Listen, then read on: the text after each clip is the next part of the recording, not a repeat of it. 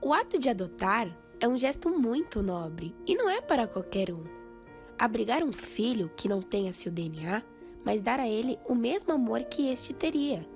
Não é algo tão fácil quanto parece. Não é uma caridade onde você simplesmente ajuda crianças.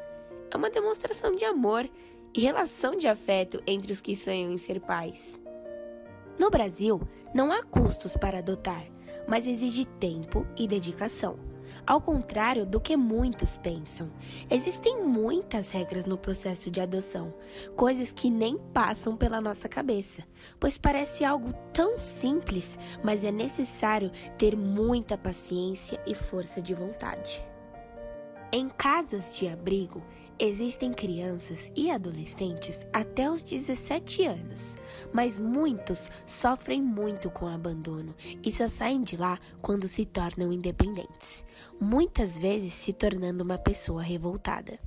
As crianças são muito carentes, necessitam do amor de seus pais, mas infelizmente existem muitos casos onde não são assumidas todas as responsabilidades. A criança acaba abandonada e tendo que retornar ao abrigo. Por isso, a adoção não é para qualquer um.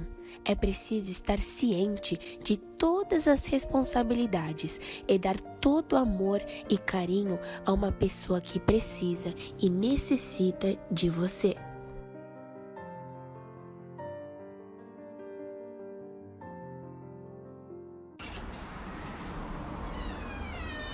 Boa tarde.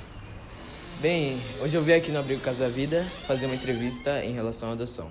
Bem, qual que é o seu nome? Tatiana, eu sou assistente técnico da Casa Vida e o tema adoção é muito interessante porque desmistifica muito a realidade do abrigo, porque na maioria das vezes as crianças nem todas vão para adoção.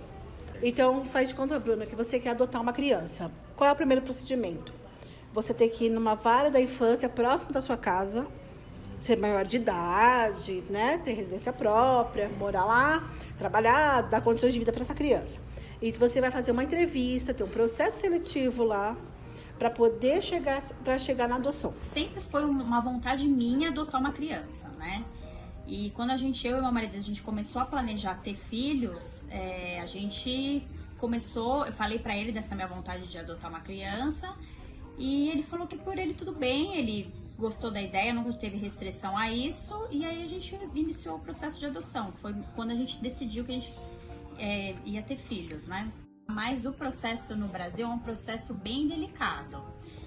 Você tem que entrar em contato com o fórum perto da sua casa, e aí você vai fazer entrevistas com os psicólogos e com o assistente social. Primeiro você preenche vários documentos nesse fórum, e aí eles vão te colocar para fazer um curso onde você vai encontrar outros casais ou pessoas que querem adotar, para você já ir entrando em contato com esse mundo aí da adoção. E aí depois que você faz esse curso, você retorna com toda a sua documentação, tem uma lista de documentos que o fórum pede, e depois de um tempo eles analisam, retornam para você fazer um outro curso. Depois que você faz esse outro curso, que é um curso direto no fórum, eles explicam como é o processo de adoção, falam como são as etapas. Depois que você faz esse curso, aí eles iniciam as entrevistas. As entrevistas são com psicólogos e com assistente social. Depois disso, aí sai a aprovação ou não do casal, tá? Depois que é aprovado, aí você realmente começa a entrar na fila. Aí você é chamado e lá você acaba vendo uma foto, um slide, um filme, e onde está aquela criança que eles vão te sugerir para ser o seu filho. Então, no caso, eu não tinha opção, para mim tanto faz, seria menino ou menina. Então, me optaram naquela faixa de etária da criança, e aí era uma menina. E ela tinha problemas de saúde na época. E aí eu aceitei. Antes de vir conhecê-la, eu já sabia todos os problemas de saúde que ela tinha. Antes de vir até aqui. Sim. Certo? Aí eu cheguei aqui, de imediato, eu não vou direto nela. Para não criar expectativa nela. Sim. Certo? Aí eu vou conhecer ela no meio de todo o grupo que está envolvido. Aí eu vou ver se eu tenho empatia, se eu gostei dela, se eu não gostei. Sim. Se a criança rapidinho se apega, tem um bom contexto, então é mais rápido para fazer a adoção. Se a criança tem uma resistência, aí é trabalhada, até poder fazer essa aproximação. E se os pais estão afim mesmo, vai chegar até os finalmente. Nosso repórter Bruno foi às ruas saber um pouquinho da opinião de algumas pessoas com a seguinte pergunta: então, o que é a adoção para você? Eu acho que é uma coisa muito legal, porque existem muitas crianças que não têm lares e são abandonadas pelos pais, e a pessoa que cogita adotar uma criança, eu acho isso muito legal. Não acho nada. Não tem nada demais adotar uma criança. Se a pessoa não tem filho nenhum, tem condições, por que não adotar uma criança? Eu sou totalmente a favor de adoção. Sim. Eu acho que existem muitas crianças que precisam de um lar, de um abrigo, de uma família. E eu acho que é um gesto muito nobre, eu acho que é uma coisa muito bonita. Acho que a adoção é uma coisa muito importante e é uma coisa assim, tipo, muito séria, porque no meu caso, eu fui adotado tanto por pai e tanto pela minha mãe. Então, ou seja, eu não conheço meu pai biológico nem minha mãe biológica. Então, assim, eu acho que a pessoa que adota, tipo, dá oportunidade de criar uma vida nova, entendeu? E, tipo, colocar essa pessoa de novo, dar um lar, entendeu? Acho que é uma coisa super importante, tipo, e é isso, cara. Oi, eu sou o Bruno, hoje eu vim fazer aqui uma entrevista com a Fabiana a respeito de adoção. E conta um pouco da sua história pra gente. Conto sim. Então a minha história, eu fui adotada com 3 meses, né? Era uma bebezinha. A minha mãe biológica, ela separou do meu pai, eles tiveram um relacionamento muito jovem. E a minha mãe, ela era sobrinha do meu pai adotivo. E a minha mãe adotiva, ela tinha um problema com alcoolismo. E na época eles pensavam assim, olha, se a gente adotar a bebê, quem sabe ela vai deixar, né, o vício, vai deixar a bebida. Aí eles iam visitar o meu pai biológico, porque eu não sei por quais motivos eu fiquei com o meu pai biológico. E aí ele acabou deixou eu ficar com os meus pais adotivos, né, o Pedro e a Alda. Minha mãe não deixou a bebida, ela continuou bebendo, e meu pai não... Ele não suportou a situação e ele acabou deixando a minha mãe também. Eu era pequena. Mas é isso, a parte da bebida foi uma parte muito, muito difícil, que quando eu lembro assim ainda mexe um pouco comigo. Gustavo, tem como você contar um pouco dessa história pra gente? Sim. Então, meu nome é Gustavo, eu tenho 12 anos. Eu fui adotado quando eu era bebê ainda. Minha mãe foi pro Maranhão me buscar, né? Óbvio. Minha tia conhecia minha mãe quando trabalhavam numa fábrica de costura. E minha mãe falou que estava grávida de mim e que não tinha condições de ficar comigo. Então, ela falou pra minha mãe, falou pro meu pai primeiro, né, quando ele casou com a minha mãe, e perguntou se eles queriam adotar um filho, né, porque meu pai não tinha ninguém. E daí, eles me adotaram quando eu era bebê, me trouxeram pra cá e até hoje eu tô aqui. Muito interessante sua história, gostei de ouvir. E assim, quando você era criança, quais eram os seus maiores sonhos? Olha, sabe que pra mim essa é uma pergunta difícil. Porque quando eu era criança, assim, eu não pensava dessa forma, assim, qual é o meu sonho? Então, o meu sonho era eu chegar da escola e não ver minha mãe bêbada. Isso era o meu sonho. Era encontrar ela sem ter bebido aquele dia. Então, o meu sonho era pensar, vou voltar pra casa e eu espero que minha mãe não beba hoje. Esse era o meu sonho.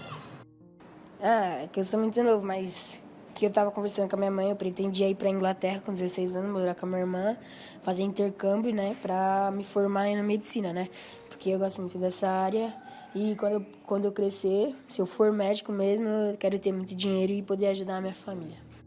Bem, e em relação às crianças, você se sentia, tipo, inferior a elas ou por ser adotada, alguma coisa desse tipo? Não, de maneira alguma. Porque eu tinha mãe, assim como as outras crianças tinham. Pai eu não consegui conviver, né? Não deu pra conviver, mas inferior não. O que eu sinto que pegou, que foi o que eu comentei já com você, Bruno, é a questão que eu não tenho a segurança que eu gostaria de ter, e eu acho que está um pouco relacionada com essa história. Mas de inferioridade, não, de forma alguma. Ah, não, mas tipo, antes de eu fazer 12 anos, quando eu tinha uns 9, 10 anos, eu sofria, tipo, não é que eu sofria bullying, mas tipo, muitas pessoas me zoavam por eu ser adotado, entendeu? Falavam que eu não tinha pai, mãe, daí pra mim era ruim, eu não gostava. E qual que é a sensação de ser adotado pra você? Ah, mano, tipo, não tem sensação, porque pra mim, pai e mãe é quem cria, certo? Então, pra mim, tipo, eles são minha família de sangue. Não tem esse negócio de ser adotada. Se não fosse minha mãe e meu pai terem tomado a decisão de cuidar de mim, nem sei se eu estaria aqui ainda. Porque quando eu era bebê, quando eles me adotaram, minhas irmãs contam que minha alimentação era água e maisena e que eu tinha a cabeça assim cheia de furúnculo. Então, quer dizer, um bebê nessa condição, não sei se teria uma vida longa. Então, pra mim não é problema nenhum, não. Acho que foi a salvação da minha vida, foi a solução. Embora tenha tido uma trajetória um pouco difícil, mas foi a minha salvação. E você tem curiosidade de conhecer seus pais biológicos? Em algum momento já passou pela sua cabeça quem é que eles são? Por quê? Entendeu? Sim, antes teve uma vez, né, que minha mãe ela chegou em mim e falou que eu era adotada. Daí, tipo, eu comecei a chorar, né, mas depois passou. Depois a gente foi conversando, e ela me falou se eu tinha curiosidade de conhecer, né. Daí eu falei que eu tinha curiosidade de conhecer, porque são meus pais, né, e eu tinha curiosidade de conhecer meus pais, meus irmãos, minha avó. E como que você acha que você estaria se você não tivesse sido adotada? Ah, eu acho que eu estaria magra, né? Porque, tipo, lá a gente é de uma família muito humilde, tá ligado? E a gente não... eles não tinham muito dinheiro pra comprar comida, essas coisas. E quem ajudava muito era meu avô, que ele trabalha no mercado e ele que dava os alimentos pra gente, entendeu? Daí foi isso que eu fiquei sabendo. Mas eu acho que se eu tivesse lá, eu não estaria desse jeito que eu tô, assim, estudando numa escola boa, tendo companhias boas, essas coisas. A ficha tem muitas coisas para preencher, né? Você pode colocar se tem ou não doença, qual o nível de doença, se tem cor de pele, se a pessoa quer escolher a cor da pele ou não, se etnia, sexo, feminino ou masculino.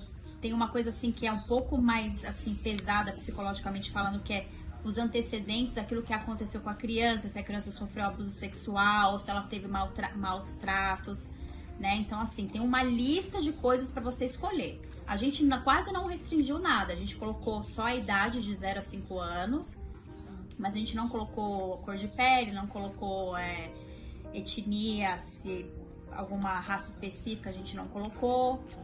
A gente colocou doenças leves, né, tanto psicológicas como físicas. A gente colocou como opção também adotar 2 irmãos, né? Então, se a gente restringisse, por exemplo, até 2 anos de idade, a gente não conseguiria talvez ter 2 irmãos, né? Porque talvez uma criança só, não sei se daria tempo pela idade de chegarem 2 crianças. E a gente colocou até 5 anos, que é a idade que a gente acha que a gente consegue lidar melhor com a criança. Uma dúvida que eu tenho em relação às crianças que você disse de maior faixa etária, sabe? Certo. Tipo, esse lance deles devolverem as crianças, como que isso funciona? Então, essa é a parte mais triste. Então, assim, eu tenho 12 anos, eu fui para adoção e fui devolvida. Ela volta para o acolhimento. Algumas voltam para o acolhimento onde ela estava. Sim. Então, o que é feito? Ela faz um acompanhamento psicológico, faz terapia, faz todo um trabalho para melhorar, né, a sua perda, né, para poder entrar novamente nesse processo. Ou alguns têm chance de entrar no processo de adoção de novo. Outras não têm essa chance. E aí fica até os 18 anos no acolhimento. E aí vai ter que caminhar para sua vida independente. Ora, vai ter que morar numa república, ora vai morar sozinho, ora, se tem muito problema de saúde, vai morar numa casa de inclusão. Depende do contexto dessa criança. Toda criança que chega no acolhimento é por problema de vulnerabilidade social, normalmente, né? Por algum problema de contexto. Drogadição, maus tratos, abuso, negligência. Então, tem vários de contextos até chegar nesse abrigo, certo? Então, não vem na porta. A gente tem uma rede ligada à hierarquia, né, de fórum, conselho tutelar, para poder chegar pra gente. Bem, e para finalizar aqui a entrevista, eu tenho uma última pergunta. Tem um caso de criança que, tipo, se revoltou por não ter sido escolhido ou algum caso desse tipo? Sim, principalmente aqueles que são os mais velhos, que têm... Qual que é a faixa etária? Que já passaram por aqui, então 14, 15 anos. Por quê? É difícil você entender que você ninguém te quis. Pensa assim, eu tô no abrigo desde pequena, por que não me quiseram? Por que eu não? Então, assim, aí você trabalha ele e diz assim, olha, você não teve chance de ter um pai e uma mãe, mas você pode constituir uma família, você pode ser uma mãe, você pode ser um pai. Aí começa um outro trabalho de conscientização que ele tem chance de ser alguém. Mas existe a revolta, sim. Vamos dar um exemplo de uma menina que tinha 5 irmãos. E só ela estava no abrigo. Porque ela tinha problema de saúde. Então, e a família não queria. É um contexto complicado, né? Problema de saúde sério. Que a gente trabalha com HIV, né? Que vocês sabem. E então, não aceitava. Então, que era só ela, né? Porque era de um outro casamento. Então, assim, ela não entendia o porquê só ela. Por que meus irmãos estão com a família? Por que minhas tias, né? E eu não. Então teve essa coisa assim. Já teve, sim. É triste, mas teve. Dar à luz é ser presente nos momentos mais cruéis. É ensinar que os dedos valem mais do que os anéis. É mostrar que um solar vale mais que 1000 hotéis. Dar à luz é se doar, é caminhar lado a lado. É a missão de cuidar, de amar e ser amado. É ser grato por um dia também ter sido cuidado. É conhecer o amor maior que se pode amar. É a escola da vida que insiste em ensinar que para dar à luz a um filho não é preciso gerar. É entender que neste caso o sangue é indiferente. Duvido o DNA dizer o que a gente sente. Gerar alguém na alma e não biologicamente, pois não tem biologia e nem lógica para explicar o amor de pai e mãe. Não se resume em gerar. Quem gera nem sempre cuida, mas quem ama vai cuidar.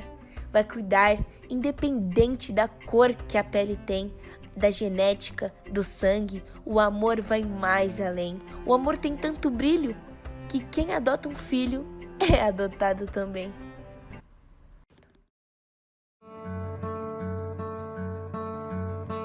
Você me quis, você olhou pra sua própria criação com olhos de amor e compaixão. Você me quis. O processo de adoção foi o mais caro de todos. Ação e pra sempre vou.